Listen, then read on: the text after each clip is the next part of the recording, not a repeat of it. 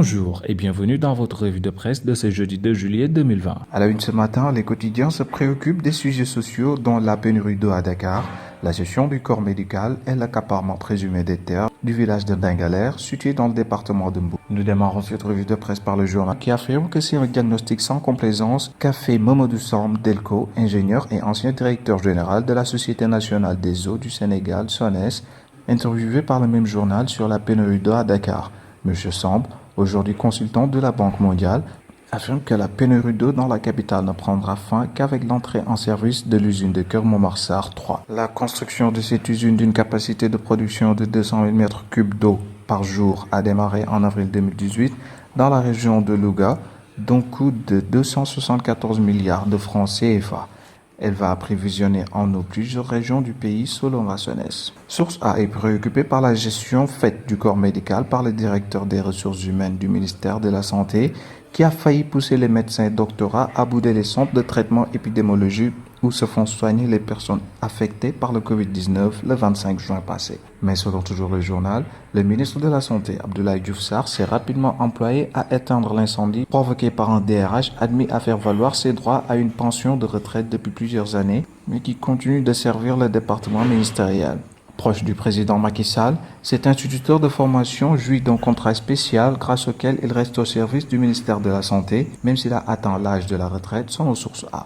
La Tribune affirme que la levée du couvre-feu a engendré la reprise d'une activité dormante, celle des agressions qui ont explosé en 48 heures. Les abords de l'avenue du Bourguiba, du rond-point Jet d'eau et du rond-point de la boulangerie jaune situé à Dakar constituent l'axe de la terreur, l'endroit où sévissent le plus les agresseurs selon la Tribune. Une grande lueur d'espoir, Sud Quotidien raconte les rendez-vous ratés de Macky Sall avec les Sénégalais. Les travers de la riposte étatique contre la pandémie du Covid-19 ne sont que les toutes dernières manifestations d'une gestion de l'État encore en mal d'efficience. 8 années après la deuxième alternance, le Sénégal est ainsi toujours en quête d'un modèle de démocratie efficace, fondé sur une gouvernance politique gagnante pour les populations, écrit le même journal.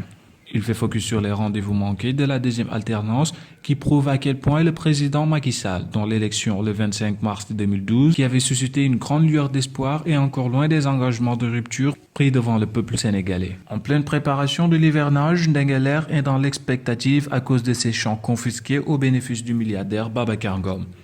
Malgré la présence dissuasive de la gendarmerie, les populations qui vivent presque exclusivement de l'agriculture promettent de défendre leurs terres au péril de leur vie, rapporte Enquête. Ils consacrent un dossier à l'accaparement présumé des terres de ce village, lequel est abandonné par les pouvoirs publics. Village dépourvu de tout, oublié par l'État, Dingalère doit la quasi-totalité de ses infrastructures scolaires et sanitaires à un couple français, lit-on dans Enquête. L'AS, quant à lui, relaie les complaintes du collectif des acteurs de la pêche au Sénégal, qui a reçu la visite du député Mamadou Diop Decroix.